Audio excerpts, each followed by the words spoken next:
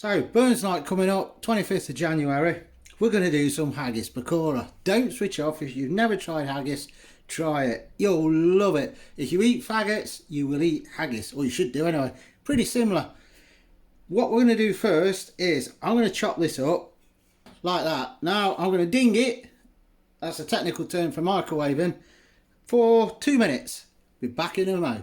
Just like that, steaming look after 2 minutes. What that does, it makes it easier to break up because we're going to mould this into balls in a bit. Now obviously quantity wise there's different sizes of haggis. So I'm not going to be exact on how much we're using of the gram flour etc. But I'll show you how you'll know how much to use.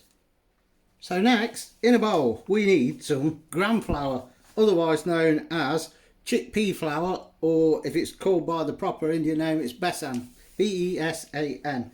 Find it in most supermarkets now though, so you don't have to go fishing around the Asian supermarkets. We just want to whack some of that in. Pretty cheap this, so it don't matter if you've got any left over. Hence I'm not giving you quantities, because if you get a smaller haggis, you're going to be saying, I had loads of batter left over. If you have, do batter bits, just chunks of pakora batter, or you can dip anything in it.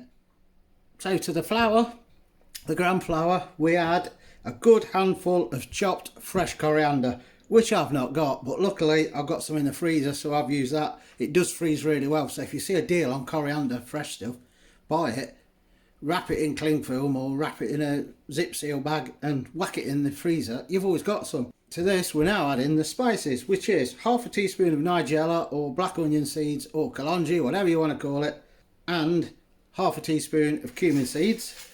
Then we have half a teaspoon of turmeric, half a teaspoon of coriander, half a teaspoon of chilli, 1 teaspoon of dried fenugreek leaves, and half a teaspoon of salt going in. Then we add 1 good teaspoon of garlic and ginger paste. Now we're going to add some water. Just enough to make a thick batter. Now it don't matter about, if you see any small lumps, they should disappear once you start frying it. So don't worry about that. You can sift the flour if you want, but I never do. When my grandma were making stuff like this, she never used to sift flour. Keep whacking that water in, mixing till you get a nice thick batter. Right, you can see how thick that is. That's what you're looking for. As I said, don't worry about these lumps. They won't be there once it's cooked. So that stage is done. What we do then is get your haggis, however big you want them. I'm doing these quite small, but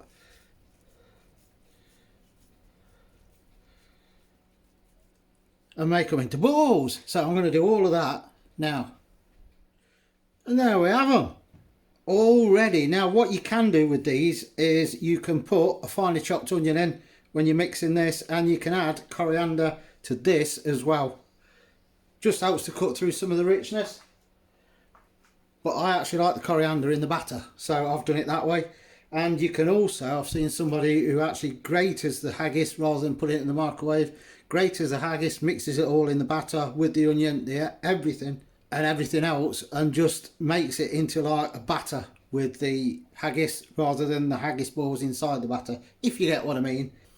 So what I'm going to do is roll them in the plain flour just so that the batter sticks, just like that, and then I'm going to dunk them in this. It can be messy, you can use spoons and that if you want, but I like messy fingers.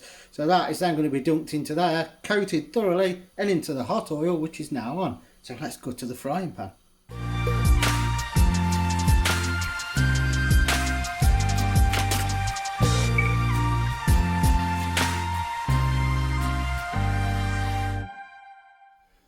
Right, oil should be hot enough. So, first one. Very careful with this now because it's hot oil, so in it goes. And we're going to put probably half a dozen. You don't want too many in one go because it will cool the oil down and the batter will be all greasy, which you don't want. So that's 6 in. I'm going to let them cook a bit. Just move them around slightly to make sure they're not sticking on the bottom of the pan. They shouldn't do. And we'll wait till they go a nice golden brown colour. Golden brown. Now I'm not going to sing. Don't worry if you see little bits of batter that's missing, that's where you've had your fingers on to drop it in. Yeah, don't worry about things like that. So the first one's out onto some kitchen paper, just to drain any oil off. And second ones, there you can see, look. Oh, look at that. We'll cut one in a bit so you can see properly. That's what they look like when they're out. There's another 8 in there. Before I vanish to finish cooking these, we've got that left. Now this is why I like to put the coriander in the batter, not into the haggis, because what you could do with that now is grater, or grate, I don't know. What's the plural of grate? Onions, carrots, potatoes into that, mix it all up, spoon it into the oil, and you've got ready-made vegetable pakoras or vegetable barges. And you've not wasted any batter. So another quick tip there. Look at that. Look at that. Let's try it.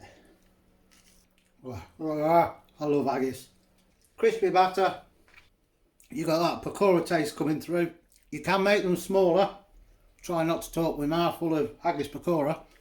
Or as I say, you can mix everything and an onion. Grate the haggis into a bowl, mix it all in with the batter so that you've not actually got the haggis there surrounded by the batter. The whole thing is just like a pakora bargey type thing. But as they are, even Zeus is coming, he must like the smell of them. They are so nice. Now we're having these for tea, if there's any left. I've got to resist. I must resist. Let us know what you think. Are you going to try these?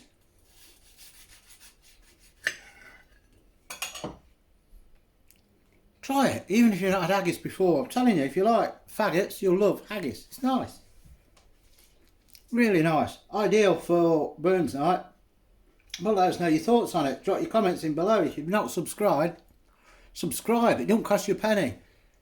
Give us the thumbs up if you like the video. In fact, give us a thumbs up. If you don't like the video, lie about it. Share the channel, and we'll catch you on the next one.